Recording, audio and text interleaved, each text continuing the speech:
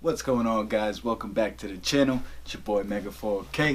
You already know. And today is the day, baby. We are going to be installing the Neuspeed intake on the Audi TT, baby. Woo! I'm super hyped. I hope you guys are hyped.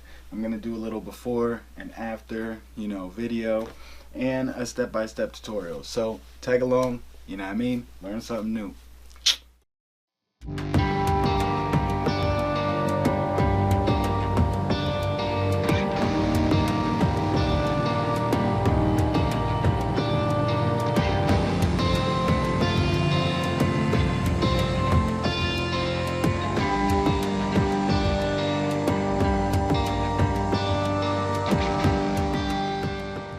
This is what the stock engine cover looks like. This is what I'll be removing, this whole entire piece here and this piece here. As you can see, I don't know if you guys will be able to see, but down there's a little clamp. I'm gonna have to disconnect that clamp right there, take out this mass airflow sensor, and looks like a torque screw there and a torque screw, well, what should be a torque screw there. I don't even have one, I'm missing one. Well, I'll have to only remove one torque screw, but you guys will have to remove two. But yeah, so I'm gonna remove all this engine cover stuff and I will show you guys what it looks like with it off. Alright guys, so these bolts right here, they are T20s, and that is also a T20.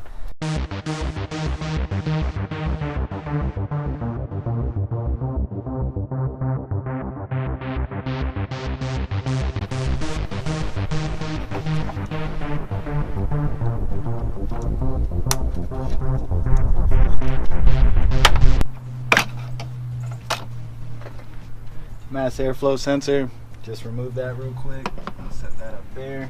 Took these two clamps off of here, so we're all free on this side. Tuck you right there. Now I'm gonna remove that one screw on this side.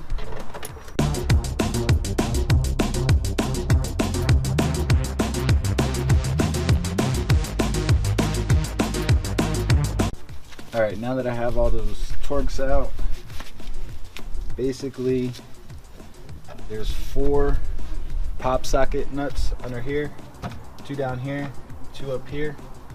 I'm going to give a pull, pop that side loose,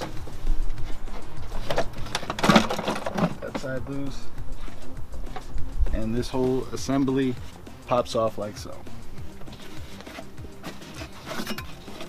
Alright guys, I wanted to point this out. This is the whole reason why I bought the intake, was because this had a crack in it. The crack runs all through here. So I was losing a lot of airflow through there. And down here, as you can see, the whole entire thing is missing. Nice.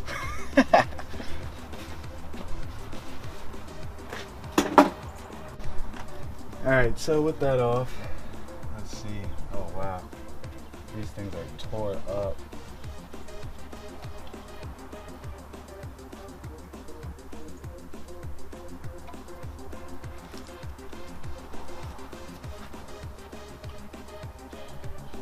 So the rubber bushings were pretty much non-existent.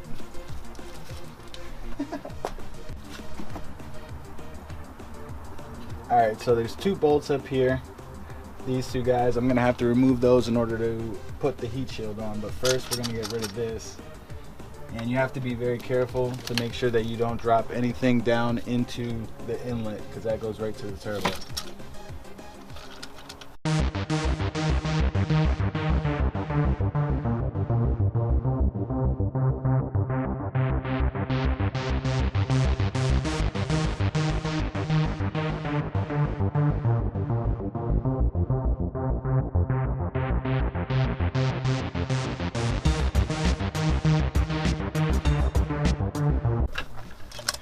Alright guys, so we got it off.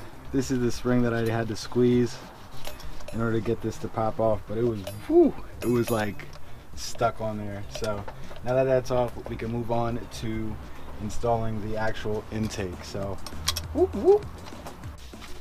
Alright, so the first thing you want to put on is this piece here.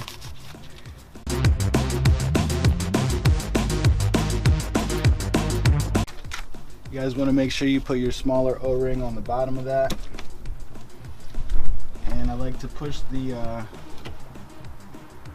so that the screws are facing towards the passenger side. It makes it a lot easier to tighten them, to tighten down the O-ring, to make sure that you get good sealing there. So got the ring on. I'm just gonna go ahead and tighten that up.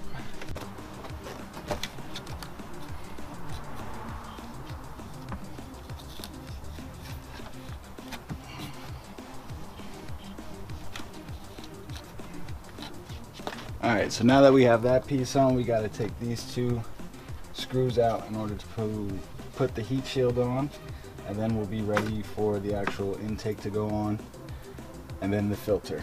So we're going to get these out next.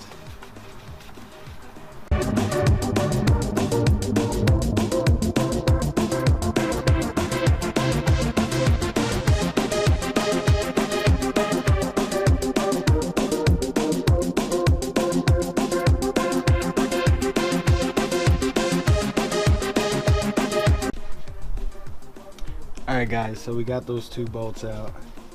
They were a pain in the butt. I think I broke this one, but it's alright because they're no longer needed. They're just going to be there to hold on the heat shield, so no big deal.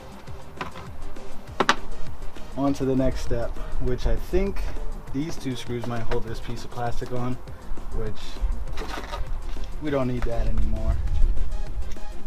So we're going to get rid of it.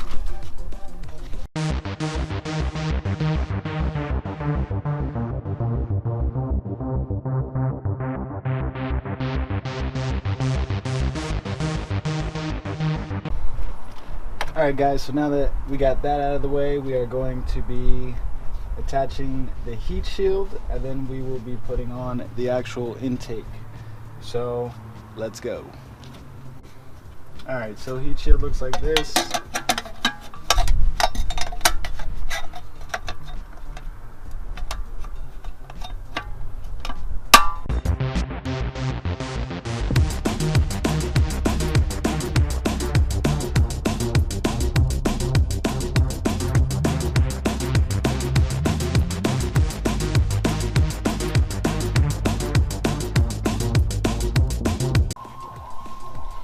Alright guys, so the next step is putting the actual intake.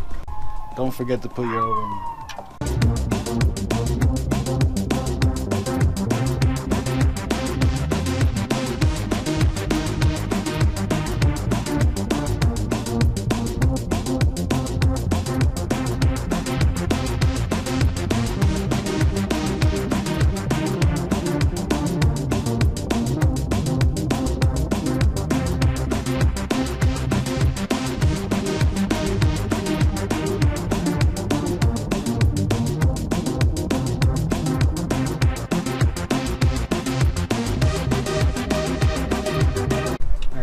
That nice and tight.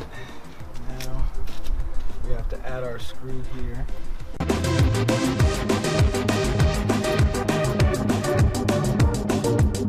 Alright, so we got that hex bolt in there. So that's locked and loaded. Everything's good. So I think we will add the filter next, and then we will reconnect the mass airflow sensor, which is right there. So let's get the filter. Alright guys, so here is our Neuspeed filter. As you can see, it says Neuspeed right on it. This is a washable filter, so I don't have to replace the whole entire filter. I can wash it a couple of times before I have to replace it, so that's good. So I should get some longevity out of this. And as you can see, we replaced the plastic intake with this. So I shouldn't have any more cracks or anything like that in my intake. No more airflow problems. So let's install this, get that going, so we can go ahead.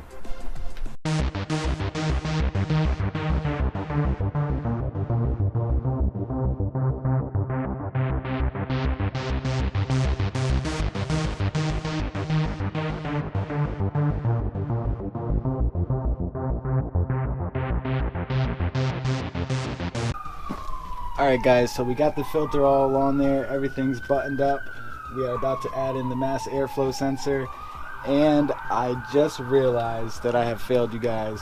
I never did a sound test with it all stock beforehand, so we will have no comparison, but you will get to hear it once this is all buttoned up. So keep it locked.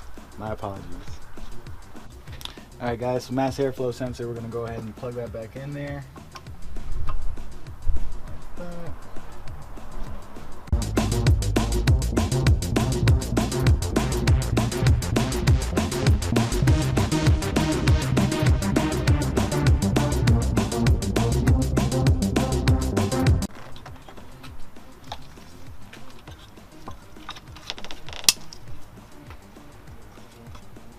Alright guys, so we buttoned everything up, everything's nice and tight. We got both O-rings tight, we got the mass airflow sensor in there nice and tight. We got this locked and loaded, this nice and tight, filter all good. So there's only one thing left to do. Let's start her up. Let's go.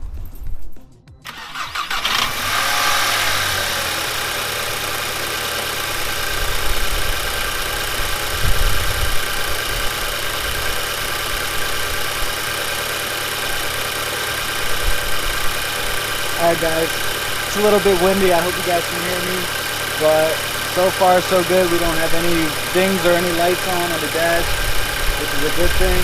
This is a cold start, by the way, that's why it's a little bit loud. Once it calms down, we're going to give it a couple of revs and we'll see what happens. So yeah.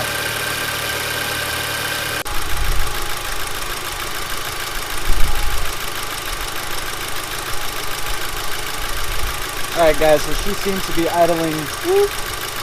So I'm going to go ahead and give it a couple of revs and let's hear how she sounds.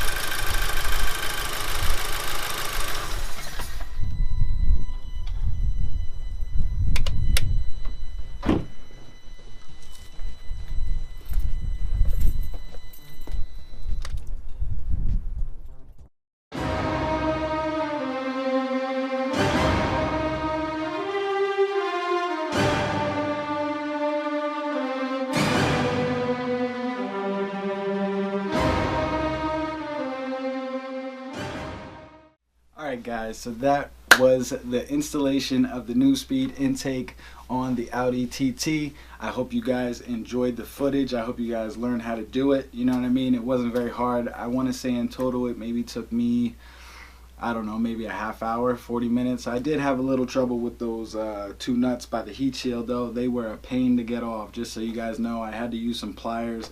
I ended up shredding them up, as you guys seen. But it's alright, because they're just there to hold the heat shield on. There's no more engine cover being, you know, attached to them. So it was no big deal. I'm not worried about it. It is what it is. I still don't know what it sounds like though, because I did not watch the clip. I'm very curious to go and take it for a drive. With that being said, I hope you guys enjoyed the footage. Make sure you guys smash that thumbs up button. You already know I got many more mods coming, some of which I'll be doing myself, some of which I'll be dropping it off and, you know, having somebody else do it, just because I don't have the tools or the space, which sucks. But you know how that goes. Make sure you guys keep it locked to the channel. Click that like button, click that subscribe button, change those notifications to always so you can stay up to date with your boy. We have a lot of car show coverage coming this season. There was a car show just this past weekend, Lehigh Valley Auto Show. I went up there on Friday. I didn't really vlog because it was literally the same exact show as last year, so I didn't want to be too, you know, repetitive on the channel, so I didn't even vlog. But you already know what it is. I will see you guys down at Cars and Coffee, which is April 22nd. So if you're free that Sunday morning, come on down, check out some cars. You already know I will be there. See your boy Mega4K, get in the vlog, say what up to your friends. You already know. And I'm out of here. Till next time, I'm going for a drive, baby. Deuces.